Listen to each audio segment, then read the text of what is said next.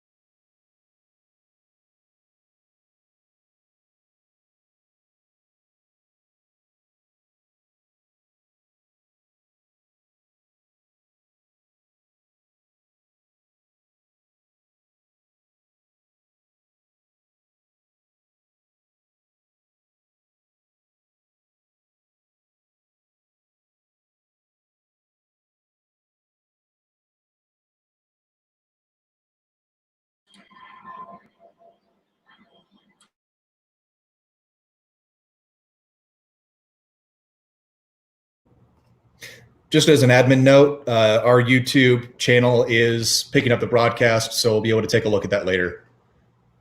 Just for us. Look at us learning how to use modern technology. Broken clock is right twice a day. You know, you stumble through it long enough, you'll get it right somehow, someday, at least once.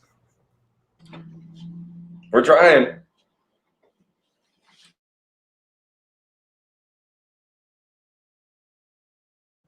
Setting all this up is very trying. I feel like there's a really cheesy joke in there somewhere. Like, how many veterans does it take to set up a simple streaming video?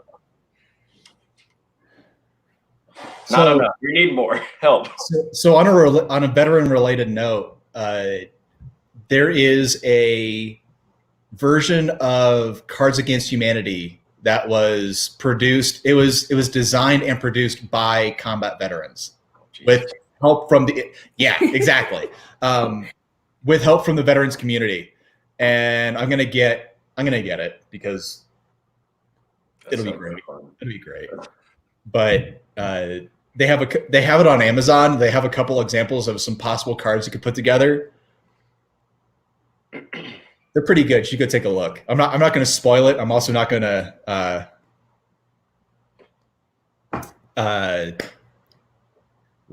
read anything off publicly for it.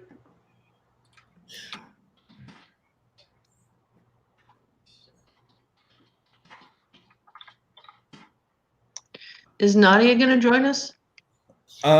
She should be. I don't know if she'll be joining us to share anything, but I sent her the link so she'll be able to see us. I think she'll be joining us for the actual workshop.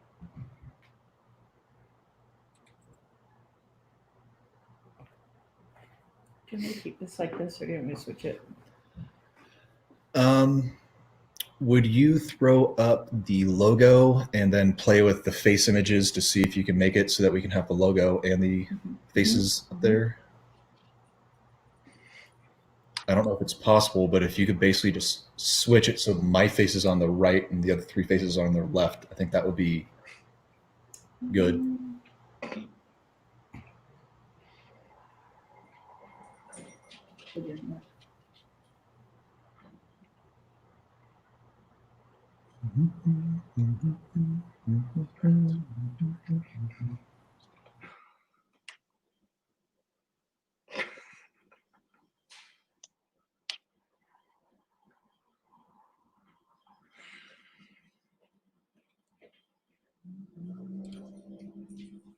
That's pretty good. They have some of the cards up online.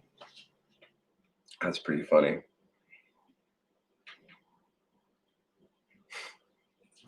Do what? They had the disgruntled decks. They have some of the examples online. Pretty good. Yeah. Calling grandma a pogue. Oh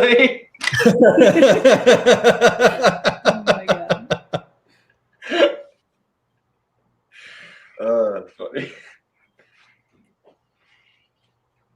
I liked the line in OIF about talking about going to be a finance pogue.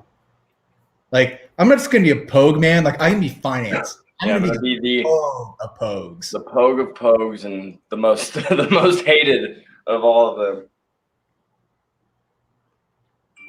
Oh man. Whoever would like to share.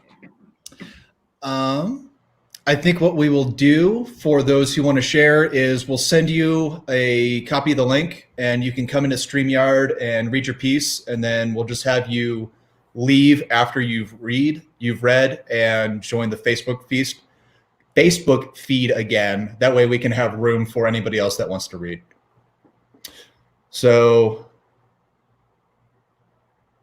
let's see here. For now, I'll just post it in chat if I can find it again.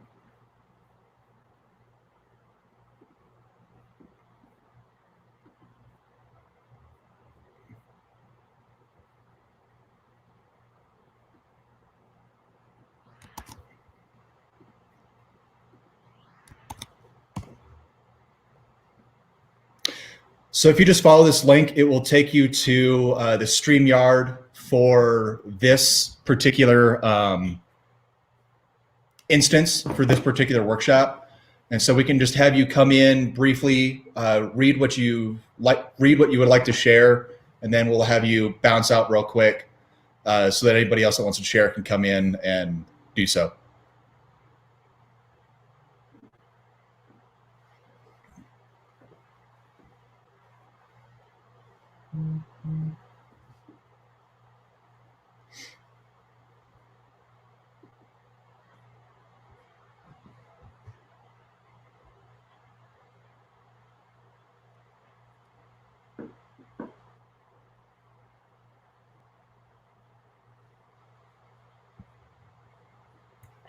I think it was me on Facebook. The one viewer. I think it could be my mom. Well, we have two now. I think the first one was me. Yeah. For sure. My mom texted me to say that she was viewing. So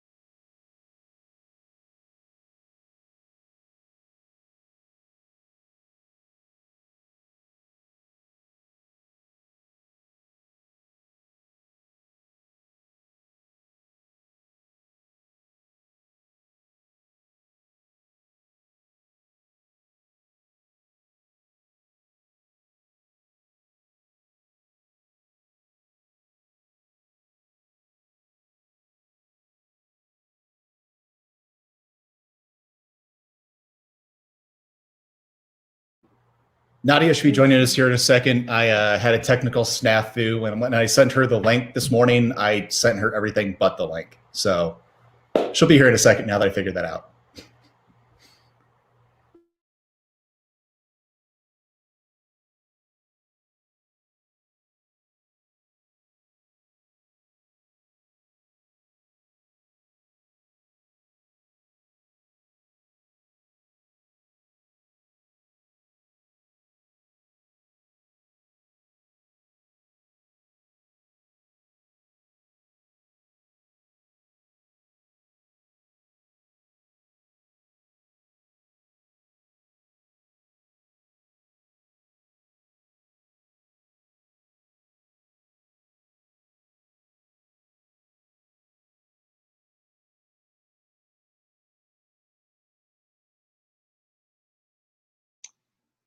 Lacey, you need headphones. Because you're like the program director. You're like the, producer. So you need to be like tech with your microphone and your headphones and everything. Give you that air of authenticity.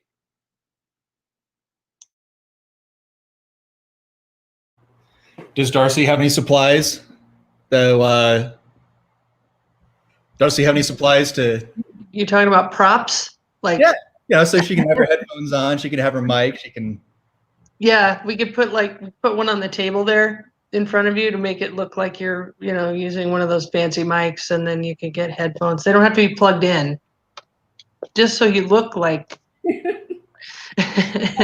Plug just hanging there. Yeah, actually, that'll be better. That way, when your mic's muted, you can just be like, "Oh, I didn't have it plugged in." Whoops. And then I'll just be yelling on the video because I can't hear what everybody's saying. Perfect. Nadia, I'm totally jealous of your short hair. I'm getting mine cut tomorrow. It is just, it's long. I will trade you my short hair for your long hair because at least you can tie it up. Like it is a thick cloud, and I have had my quarantine, which is why it's all like Root City up here. But I am in desperate need of a color and a thinning. Oh my goodness, I need a thinning. So I'm just dying of heat exhaustion over here. Yeah. Well, I got a That's haircut. another reason I want to get it. I got a haircut last week, and I definitely got a thinning. The problem is the thinning on the sideburns was kind of patchy, and it wasn't as thin as it needed to be. So I actually had to take my my shaver that has like the trimmers on the end and like carefully all right, I need to buzz off just that much. All right. We did. We tried to give Adam a quarantine. We being me. Okay, so this is I know how we removes responsibility. This was all me. I tried to give Adam a quarantine haircut, and we were so great until the very end. And you know what happens when your hand slips and that fade was not very faded. So then we went for the buzz cut. So it's okay. I still love him. I should more accurately say it's okay. He still loves me. So, hi, Debbie. So now is the time that we have available for anyone that wants to share. So Siren, if you'd like to share anything, Debbie, I believe my mom mentioned that you had something that you would like to share. I think the easiest way for us to do this is if you would like to share, there is a link in chat for a Streamyard connection. If you follow that link, it'll take you to the Streamyard, and then we can have you read your piece. And then because there is limited seating in Streamyard, if you would then back out after you're done reading, so that we can have space available for anybody else that may want to come in. So we do have a little bit more than 15 minutes before we start. So if anybody wants to read and share, now is the time to do that.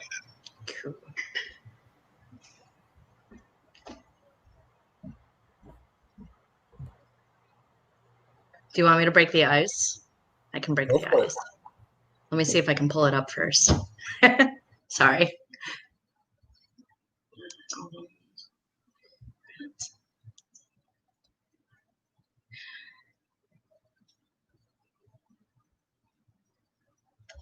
All right, so we talked last week in this group about compartmentalizing and about kind of nibbling at the edges of the issues through our creative writing.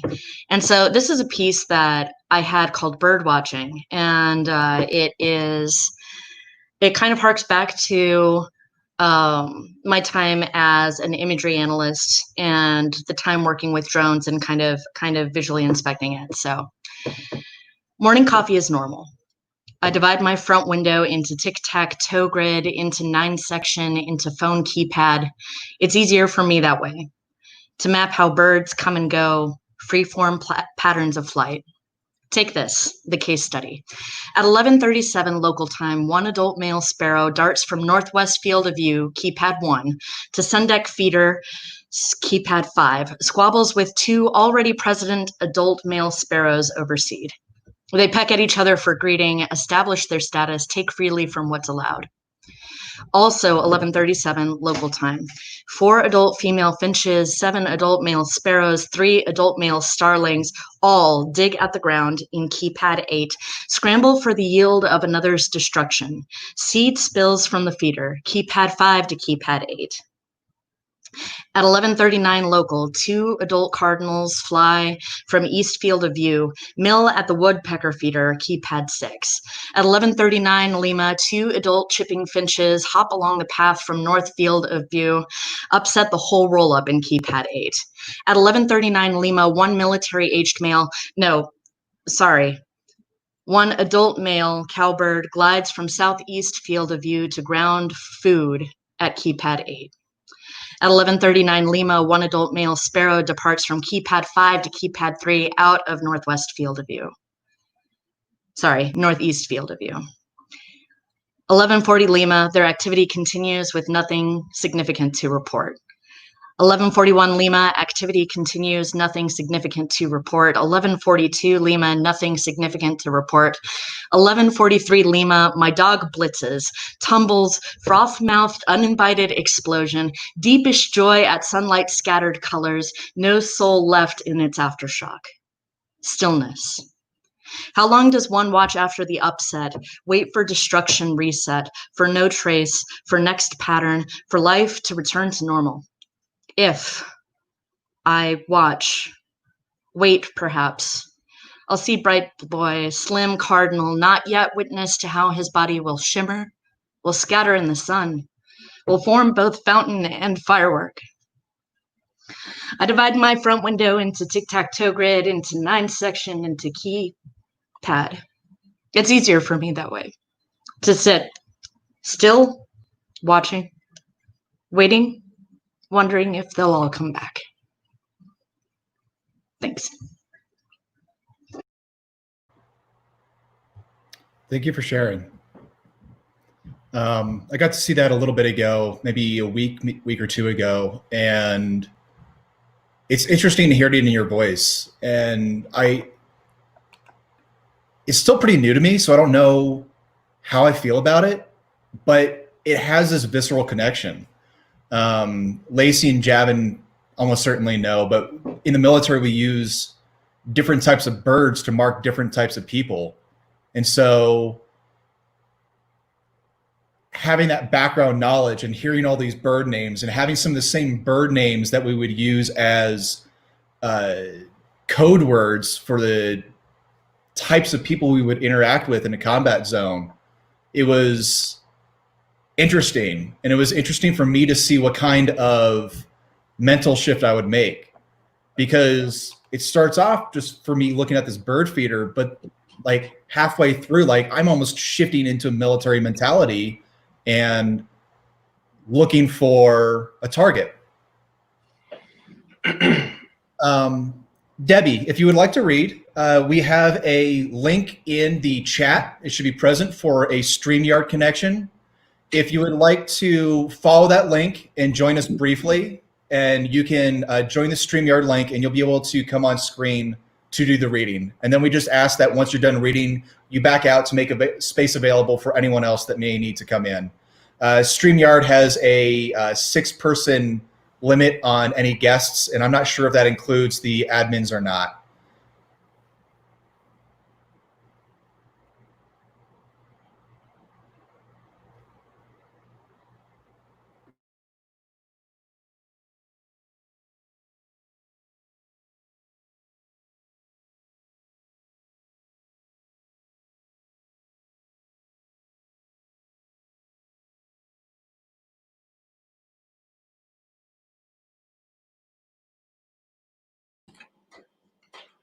Sorry, I needed some more coffee. But Nadia, that was that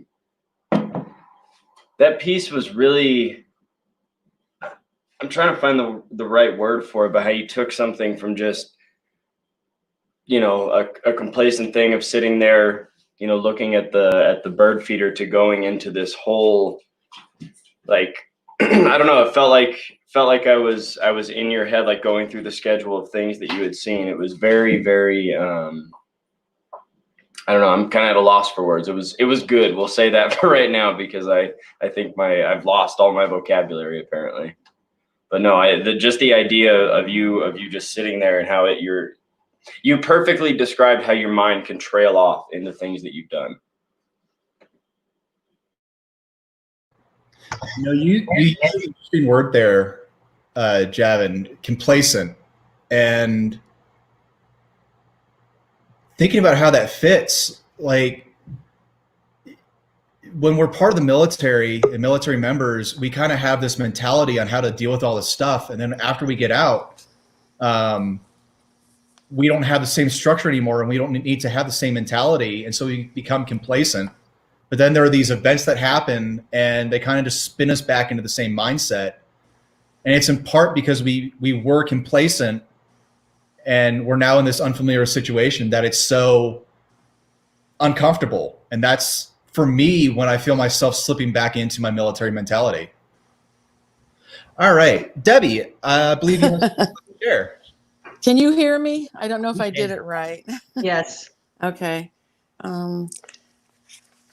I have a journal that I've done a lot of writing in, and I write poetry, but I guess I share. There's two short things I guess I will try and share. I haven't done this before, so online. So I actually was in a journaling class with a writer in the Beacon Journal who works for the Plain Dealer now, Regina Brett. She's a wonderful writer. She has 3 books, and one of our assignments was to write to the child inside of you. So this actually turned out into a poem form. And the other thing I'd like to share is just a short words on writing, the act of writing. This is called Dear Little Girl Inside of Me. Oh, little girl, where did you go? Sometimes I need you ever so. I feel like you're trapped deep inside, and I know it's because you want to hide from all the ridicule, all of the pain of hearing your daddy always complain. Mommy always said he comes first, but in others he could see only the worst. You always tried to do your best, and they said you stood out from all the rest. But you didn't want to be their favorite one. You just wanted growing up to be lots of fun, with parents loving all of us unconditionally, for that's the way God always intended it to be.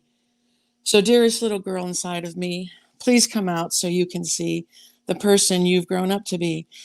And I'll hold you and love you so tenderly. Go ahead now, it's okay to cry, for I will sing you a sweet lullaby. And when the song's over, I'll still be there to let you know that I'll always care. So don't be afraid, I'll show you the way, just as Jesus has shown me till this very day. I love you, sweet little girl inside of me, and I'm proud of how you turned out to be. That's the end of that. And this is just a little thing on writing acts, how writing acts upon us. I shared my feelings, like this is what I wrote. Writing is an action, but what makes the pen move so easily across the page? Writing for me can be compared to a sailboat. When someone wants to go sailing, they pick up the things they need, put them into their boat, and head for the ocean. They're on an adventure, not knowing for sure where they'll end up. They count on the wind to move them across the water and hope for smooth sailing. How do my thoughts get onto my paper? I have my own personal sailboat. When my heart gets full with my feelings, I know it's time to start writing, so I set sail. I open my heart and pour all of my feelings into the treasure chest inside it. Then I put it into my little boat. I raise the sail. Then I count on the Holy Spirit to be the wind that sails my boat full of feelings through my veins, on a journey that goes through my mind and back down to my fingertips. Then it's time to unload my feelings onto the dock, my paper. It's usually pretty smooth sailing, but sometimes I run into a little bad weather. Once in a while, a storm may set in, but with God's guidance, it always blows over. It's time to rest now until the next day my pen decides to travel on another journey. Who knows where I will set sail for tomorrow? I do not know, but I'm sure God knows. Every day is a new adventure. Sail away. That's all. The end. Thank you for sharing. That was very interesting. That was very good. Thank you. I think it's interesting and good that you not only have something that you wrote creatively, but you're also having this bit of introspection and you're thinking about how you write.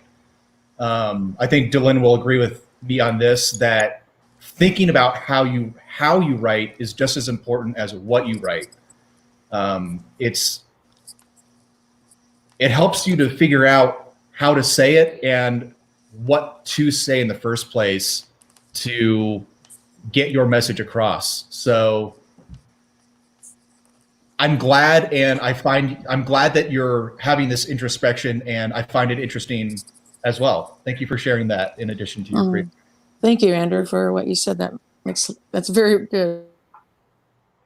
Debbie, I'd like to add too. I think that the analogy of the boat and all that is not that every writer has the same maybe analogy where it's a boat and a dock and things like that. But I've never really thought of that, of the supplies, if you will, that you bring with you when you start writing. And I think that's important for all writers to look at. What do you need to get into that proper mental space to actually, like you described it, go on that journey and write something that is, really meaningful to yourself. So thank you very much for sharing. I appreciate that.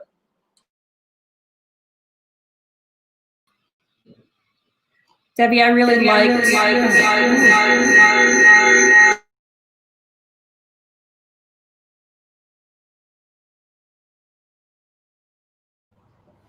Sorry, technical difficulties. I really like what you said in your second piece about like kind of offloading your materials that you bring with you on the boat. The way that I like to think about my writing is that I'm creating a space where I can like get my emotions out too and place them somewhere and get them out of my head, because it gets me to stop that cycle of negative thinking in some cases, and then a place to keep my memories in some other places. So I really liked that.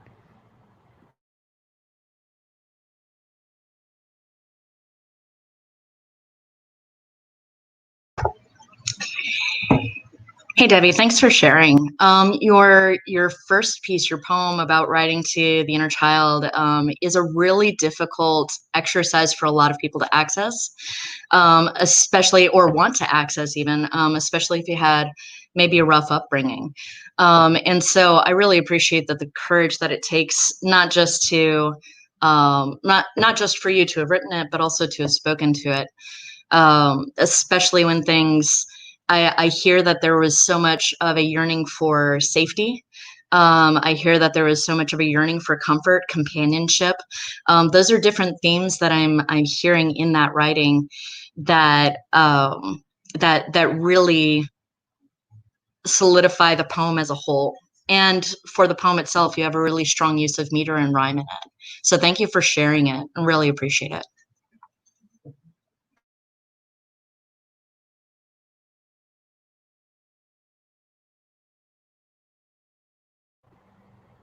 Well, unless anybody has anything else they would like to share, we are about 2 minutes before our official start time, but if nobody has anything else to share, I think we'll just get started a little bit early.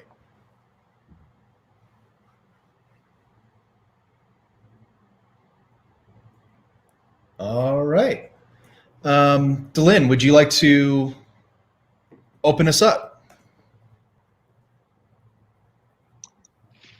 Well, sure. Hi, everyone. If you're just joining us, this is the second of our workshops that we're doing in June on Wednesdays.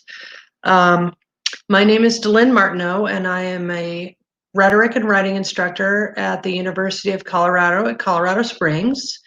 And I'm a member of the veterans writing community. I'm not a veteran. I'm the only person that you'll see on our panel today who is a civilian, but I have worked with veterans for a long time on their writing, and one of the things that I find most fulfilling is that sense of freedom and unburdening that you you can watch sometime in some cases. That's just really, it's really a freeing thing. And so Andrew and I, in December of 2018, founded the Veterans Writing Community so that we could help inspire other people to discuss different ways to approach their personal writing, especially writing about trauma or difficult experiences.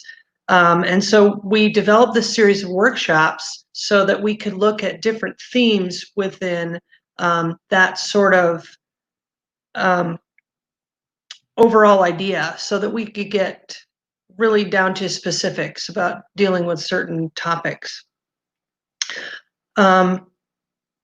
They help us focus our effort, and they help us think about writing a little bit differently. So today I'm here with Andrew and Lacey and Javin and Siren, who are all gonna give us some feedback and help with discussion today. So if you want to do some of the housekeeping and expectations and stuff, Andrew, then I'll let you take it away.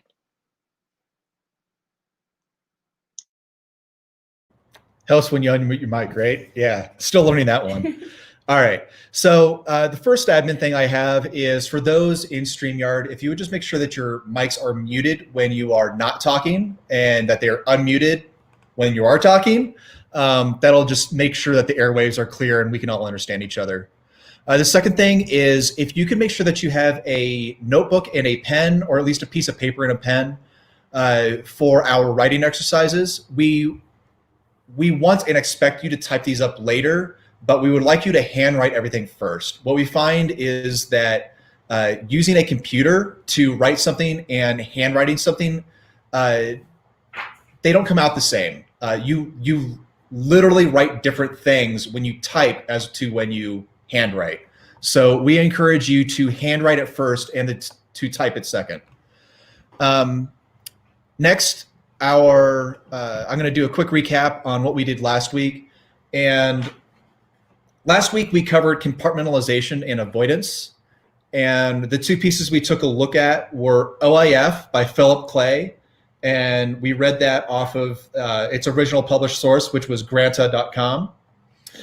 And in that piece, we took a look at how you can use acronyms, you can use language as a form of avoidance, but at the same time, avoidance isn't always bad. Avoidance can let you get at the heart of a problem while avoiding some of the more painful individual topics. We also took a look at Do Not Go Gentle Into That Good Night by Dylan Thomas, and we accessed that from the allpoetry.com. And one of the things we looked at there was how Thomas's language is metaphorical, but it's kind of that borderline between compartmentalization and metaphor, where he's using the language to describe the events of his life and his father's life, but he's using it in a way that he can kind of push it off a little bit and still deal with it. So today, we're going to be looking at clarity, ambiguity, and cognitive processing. And that kind of ties in with the compartmentalization and avoidance, where a lot of it is avoidance. You're ambiguous with your writing, and so you're avoiding. And you'll kind of see it tie in a little bit with today's topic with last week's. So Lacey, who is off to my left, is going to be keeping her eye on the social media stuff. So if you make a comment in Facebook or if you make a comment on StreamYard, she'll be interrupting me to interject and basically be your face and your voice on StreamYard. So if you do have any questions, please do put those in chat, and Lacey will interrupt me to read those off. It's not interrupting us. It's actually good for our discussion. Let's see here. With that being said, I think we are ready for our 5-minute warm-up writing prompts.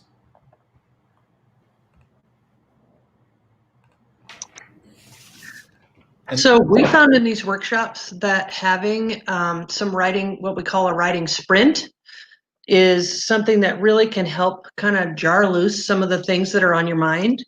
So we're going to do 2 writing sprints today. We're going to do the first one that's 5 minutes, and then one near the end that is 10 minutes long.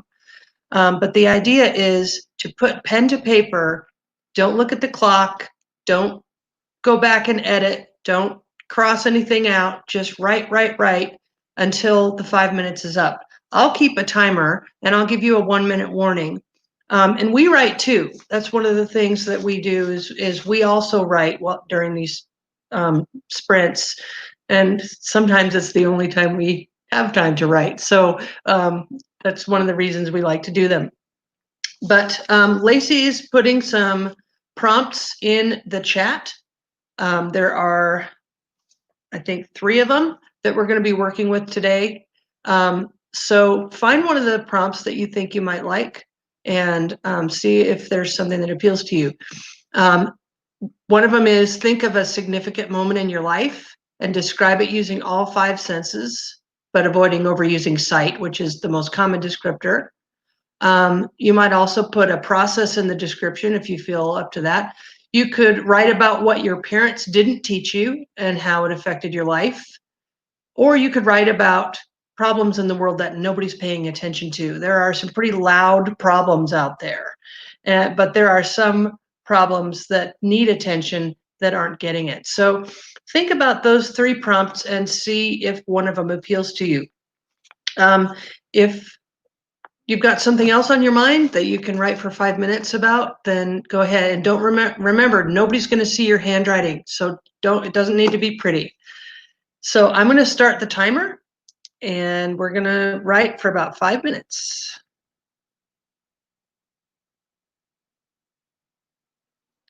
And go.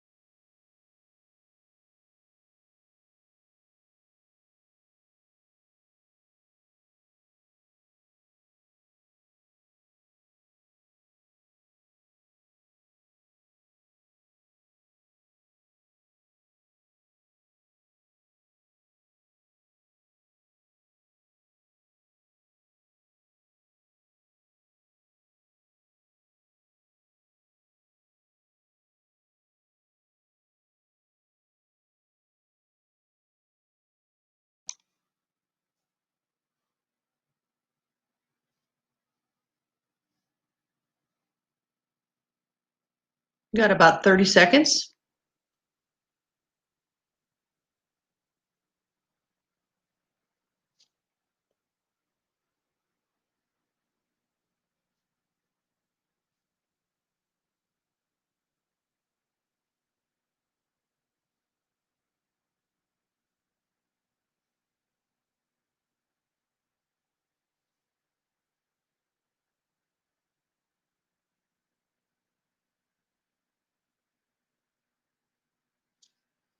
Okay, finish your sentence.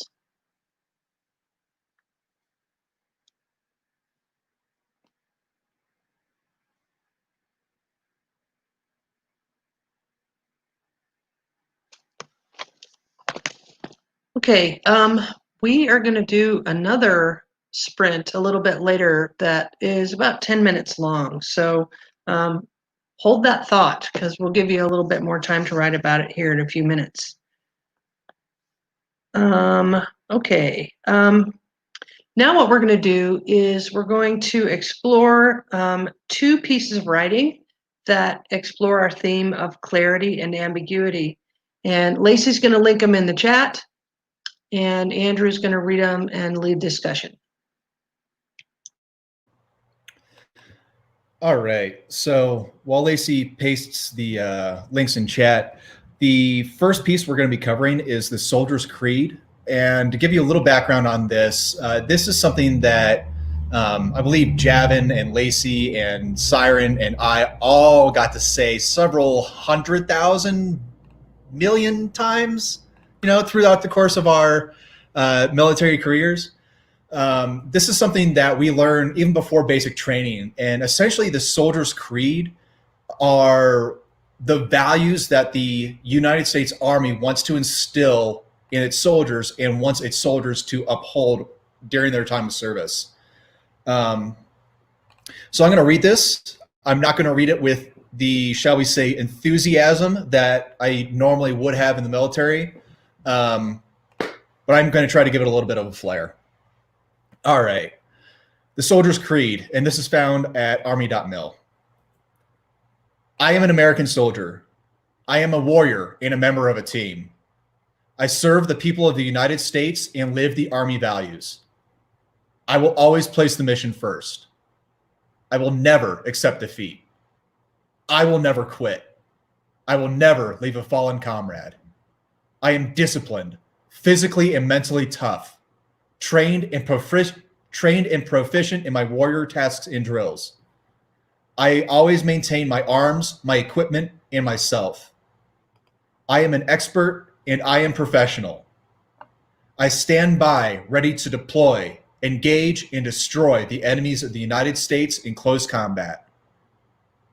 I am a guardian of freedom and the American way of life. I am an American soldier.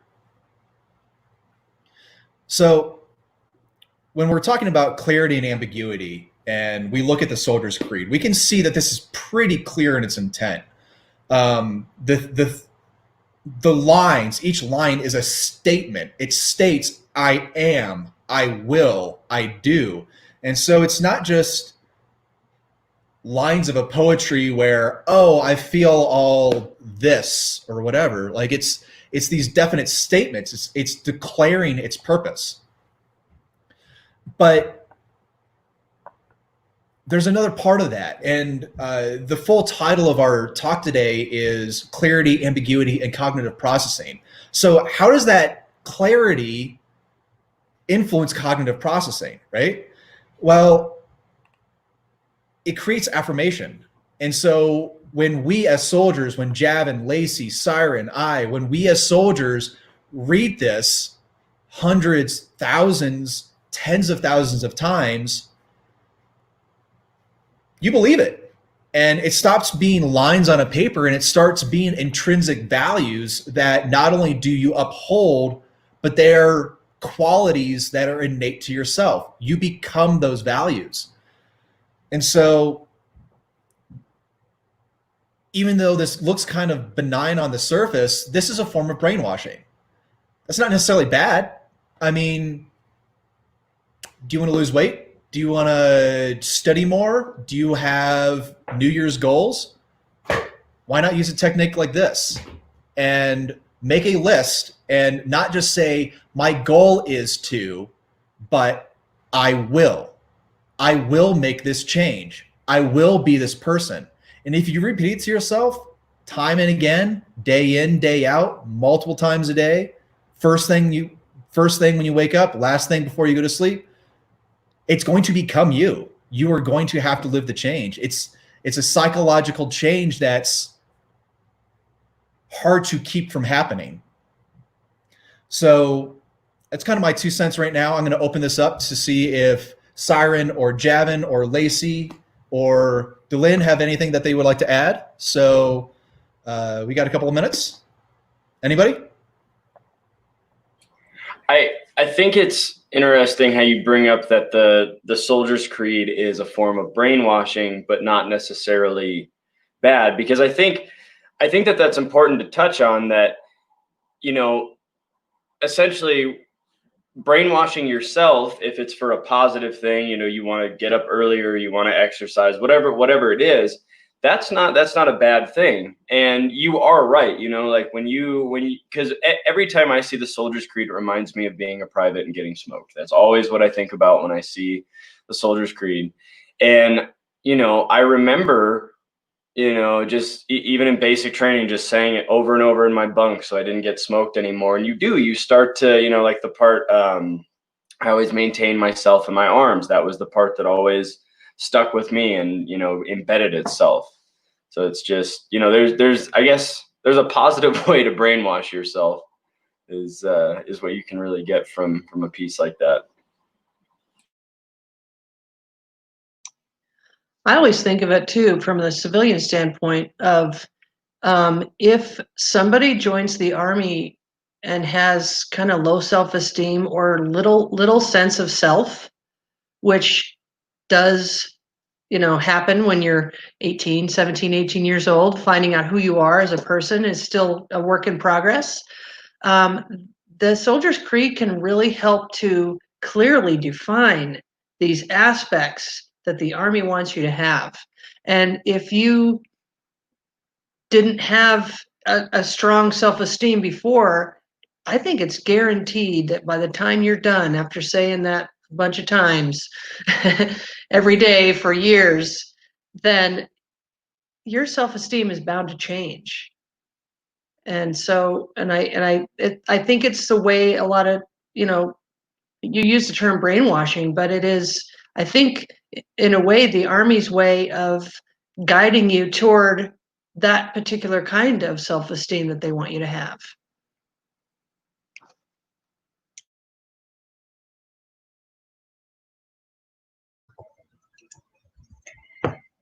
As a former drill sergeant, I do not want to apologize for smoking anybody, but that said, I had to get that out of the way. But it's really important to me that noting things like creeds, because creeds aren't just found in military service. They're found in religious, like the Apostles' Creed, the Nicene Creed, in Christianity. They're found in all sorts of different livelihoods and work that we do. So it's important to note that our words are not just for aligning ourselves and making sure that our goals meet the ultimate goal, but it's also for solidarity and for connection with other people who have similar outset, or communicating with people who are not as familiar with it, and in very clear, very non-ambiguous language, like Andrew was talking about. It's so important to note that the expression of those tenets and values accomplish goals. And that's kind of what I'm hearing from all across. But that connection and that solidarity, this is a shorthand way to make sure that that alignment is happening both on an individual level and an organizational level. And tagging on to what you just said, this is something that we do, like Javin mentioned, we do say to ourselves time and again so we don't get smoked, but this is also something that we say as a group. And so while these are individual values, we say them as a group. And so really these are also group values as well as individual values.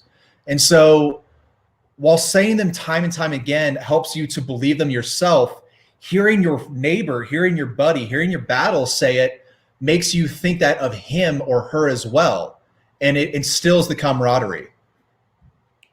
And we don't just say it in the military either. You are screaming this with the person standing next to you. So it's almost like your individuality just melds into this group and everyone's the same. We're a single unit. We're all soldiers. It's a melting pot. Well, and I think too, it gives a certain sense of pride, you know, like when you and your whole, you know, basic training company, platoon, whatever, when you get it right and you don't get smoked for the first time, and it's like, you know, that sense of, oh shit, we are a little unit. Like, look at us, you know, do it. Like, it gives you that sense of pride that you are now part of a group. You are now a member of a team. And I think that goes back into what Delin said. Like, you know, a lot of young people join the military with low self-esteem, and it's things like this that give them that push towards being part of a group, no longer an individual, and things like that. Well, I started writing on my sprint about, I've been wanting to write for a long time about boundaries. I'm pointing at it because it's right there. But anyway, I'll continue to write, I think, in the next sprint, but people need boundaries. And I think that's one of the ways that you can get boundaries in military service is knowing because you say it out loud all the time. This is who I am. These are my boundaries. This is where I fit in. And I think that's one of the things that really does change the way a person thinks about themselves. And speaking of boundaries, we do need to move on to the next piece. So, how's that transition? All right. So the next piece we're going to be taking a look at is War is Kind by Stephen Crane. And the link for that is going to be going to poetryfoundation.org.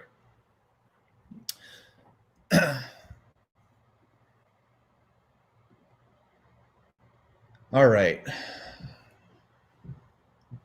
War is kind.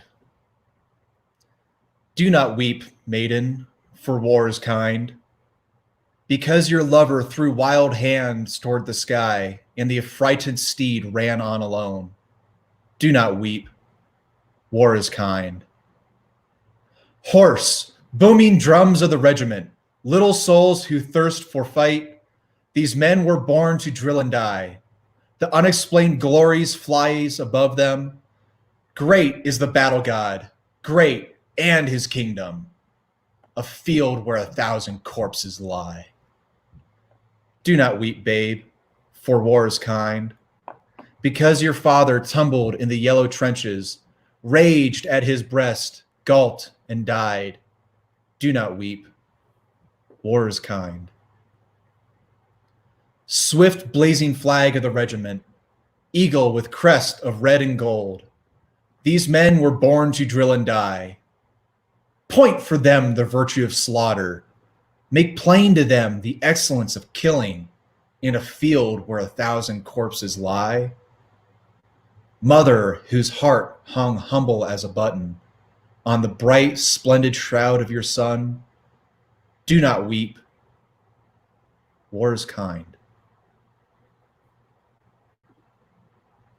So, with the first piece being about clarity, you can kind of see that this one's about ambiguity. And as you read through it, you get the sense of what the author's talking about, what Stephen Crane's talking about, but it's not immediately clear. It's not immediately clear that he's saying that war is death and destruction and questioning the goodness of it. At first, it reads like almost a battle hymn. Like it's this thing that you say to amp yourself up as you're about to go fight, as you're about to be in a conflict. And it has that change in tone. So how does something that is clear influence you as opposed to something that's ambiguous and that you have to figure out on your own? Is it more of an impact for you? Is it less of an impact? Like what what difference does having to figure out what the author is trying to say have on you? And I am going to open this up now to anyone. So if you who are not on StreamYard have anything to comment, please just write it in the chat and Lacey will read it off for you. And those who are in chat, please feel free to speak up.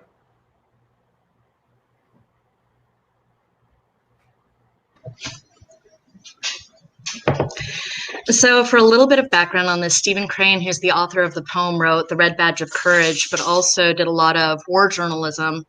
A Red Badge of Courage being a novel, classic novel about the Civil War. If I would recommend reading it, actually, both for literary purposes and then also for entertainment value, of course. So when we're talking about War is Kind, we're also talking about an author who is understanding the plight of victims of war, also kind of criticizing the image of a romantic hero.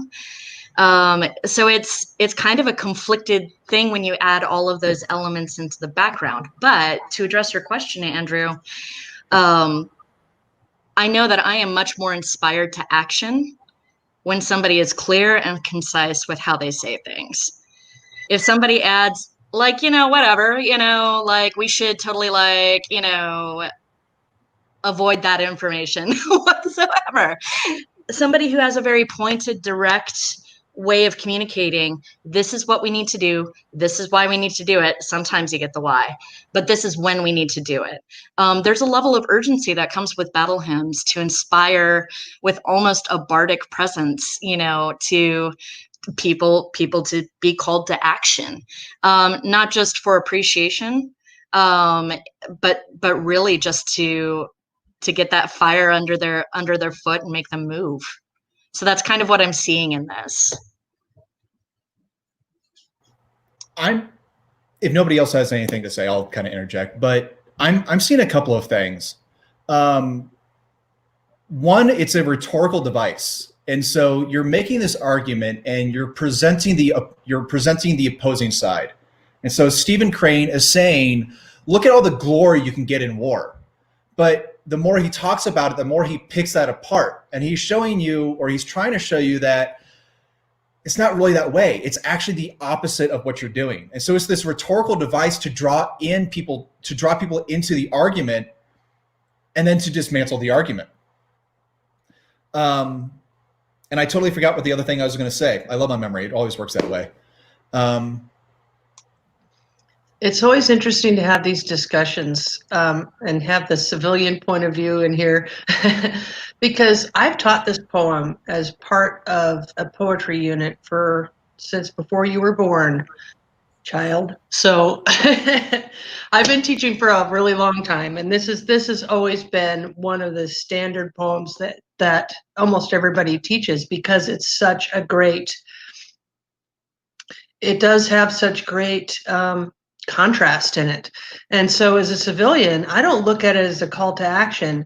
I look at it as a chastisement for people who think war is this great, glorious thing where, I'm just going to go off and be this great hero and it's going to be amazing. Well, don't forget all these people at home that are losing somebody and their kids have to grow up without their father or things like that are from the civilian side of things. I think he wants to put that cast of don't glorify this when it shouldn't be. I also really like it because it's a good example of some really good poetic devices like alliteration. When he says heart hung humble as a button, that one always gets me every time. So I do like what you said about how when he writes it, he draws people in and then he deconstructs that whole argument. And that's, I think by the time you're done with the poem, you may feel like, wait a minute, this is not what I thought it was going to be. And so that brings out that ambiguity aspect that we've been talking about. It's part of the reason that we chose to discuss this poem today. one of the other things that I'm seeing is it's almost a poetic representation of hurry up and wait. And so it has like this battle hymn, like we've been mentioning, but it has these moments where it's like in a field of 1,000 corpses, and it makes you stop and slow down, or not stop, but it makes you slow down. And so you're in that rhythm, like, yeah, like war, glory, awesomeness, valor. But a lot of people are going to die, and a lot of people aren't going to come out of this in one piece. And so it feels like that hurry up, but wait. You're going to go into battle, but actually think about what you're about to do. So for me, it does a lot of things at the same time, but also at different times, depending on how I read it. It's an interesting poem that I always like coming back to. But it is time for us to move on. So Dylan will be talking to us about our next writing sprint. All right. Well, hopefully we got your creative juices flowing with that 5 minutes. I always think about the 5 minutes as kind of a jump start or kick start, but it is, for me, it's just enough to get me started. And I'm always thinking, okay, what am I going to write about next? If I had more time, what would I write about? And so that's what we're going to do. We're going to take 10 minutes this time.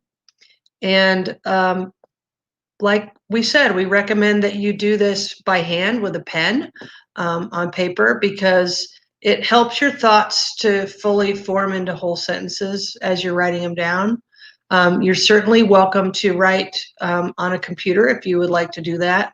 The idea is to write, but handwriting does give your thoughts a chance to kind of materialize before you get them down. But once again, no going back, no crossing out, no reviewing. The only time you should be reading what you've written already today is if you need to go back a couple sentences to reorient yourself, if you're going to keep writing from the same on the same piece. So we're going to take about 10 minutes starting now.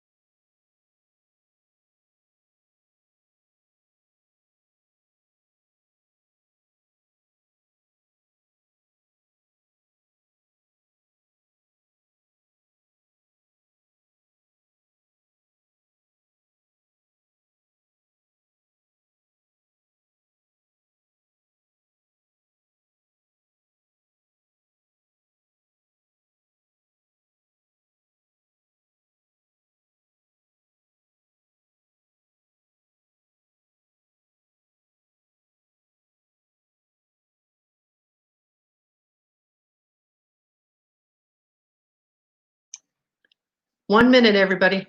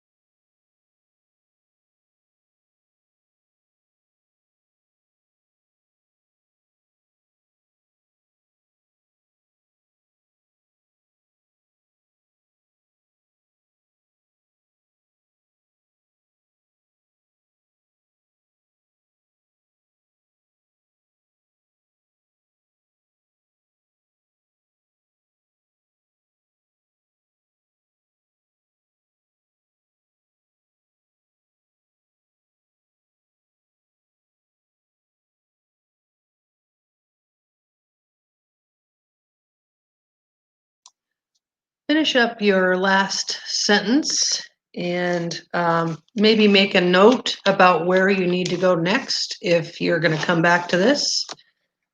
But think about setting that aside for a little bit until you have some chance to process it. It's sometimes putting a little distance between what you've written, especially if you write impulsively like this, can kind of give you some different perspective on the thoughts that you put there. So if I can get my timer to go off, there we go. So there are some things that we hold as tenets of the veterans writing community. And we wanted to share those with you as we get ready to close it out here today. There are 4 basic tenets. The first one is, who are you writing this to? And so we want you to think about your audience.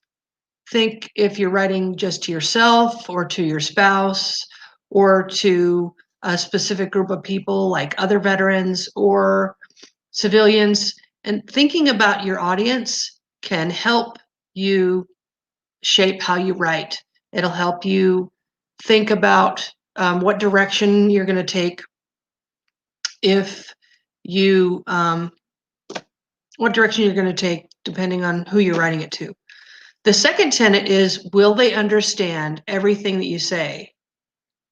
So once you understand who your audience is, think about what they know and what they understand, and then use language that they can relate to when you write. Think about how their understanding of you or your experience might change once they read what you've written. And if you do leave something out or you make it vague or unclear, make sure you're doing that deliberately. Otherwise, you can lose your audience. So make sure that if you do, write something that's deliberately vague or you're deliberately avoiding, like we talked about last week, that you do so with purpose. The third tenet is the story all there, or are there parts you left out? And sometimes it just helps to draft your story as you remember it, moment to moment, like a timeline. Other times it may be helpful to write about emotions tied to a specific event, or to write like the memories, as the memories come to you, just write them down without regard for any kind of a linear structure. But it's okay to leave parts out if they're hard for you to deal with, hard for you to process, or if you think your audience doesn't need or wouldn't understand, or maybe even be traumatized by your description of an event. But think carefully about those parts that you do want to include, and more importantly, why you're including something or leaving it out. And our last tenet is, why are you writing about this thing?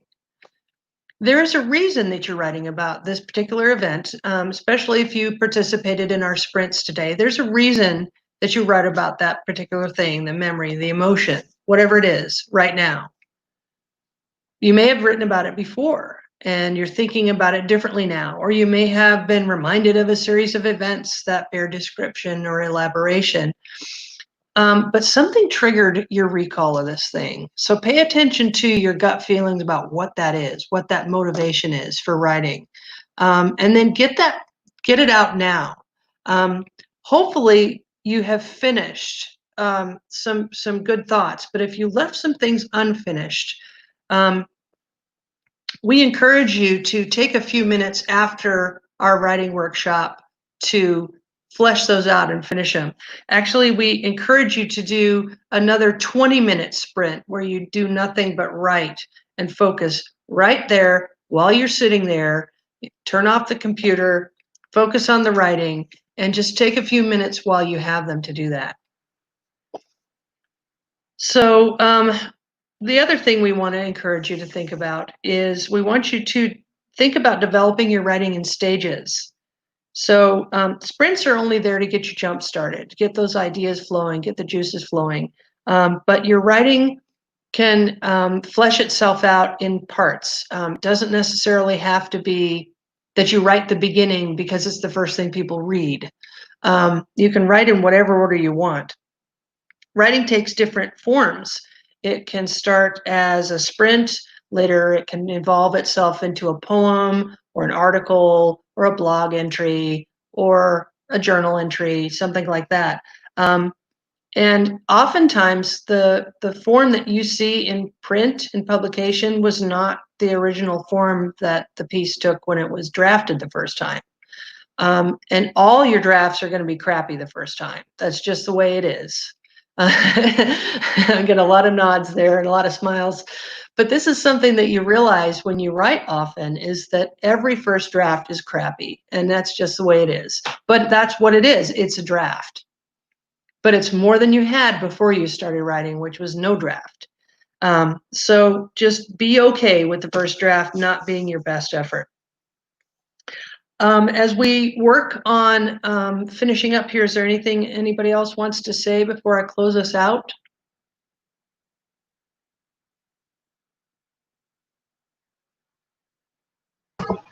I would like to say that I feel personally attacked on the expectation that your first draft is supposed to be perfect.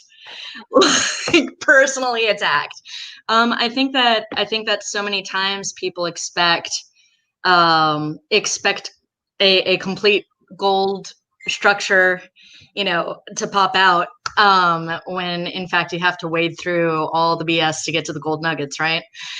And sorry, not the most graceful phrasing, I understand, but it really is true. You can't edit what you don't have on paper. And when it comes down to accessing and communicating, how many times do even just we speaking to each other say something that isn't quite what we meant to say? Realize that writing on paper is a form of what you want to say, but then editing is tweaking how you say it, so that way you can communicate it to your first tenant, your audience, communicate it to the second tenant, which is making it understandable. When you edit it, like, it really is working within the realms of those 4 tenants. So thank you, Delynn. Yeah, for sure. The other thing about sprinting is that sprinting keeps you from doing all that editing. That editing has its place, but it's not in the generation part of the writing process. When you're first composing, editing shouldn't have anything to do with it. So my handwriting is terrible. There's a bunch of spelling errors. There's a bunch of horrible stuff in there, but I've got a page and a half of stuff right here that I didn't have before we started. And it is going to be the beginning of an article that I'm going to write and possibly publish a little bit later. So if it weren't for this, I wouldn't have that. And I hope that everybody walks away with something that's that little just nugget of something they can work with as they move forward. So so that's our thoughts about clarity and ambiguity and cognitive processing. We would like to invite people to share some things with us before our next meeting. We're going to have another live stream event next Wednesday at 11 o'clock Mountain, and that's Mountain Daylight Time, so 1 o'clock Eastern Time. And we will start 30 minutes early so that people can come onto Streamyard and read your work and share it, get some comments. We also are working with, we really like to hear what you have to say. We really like to, have you put things in comments, and we'd like to have you feel more like you can interact with what we're doing here. So we're going to give you 30 minutes of time before we start next time to do that. So again, it is next Wednesday, the 24th of June, and we look forward to seeing everybody. So thanks for being with us today.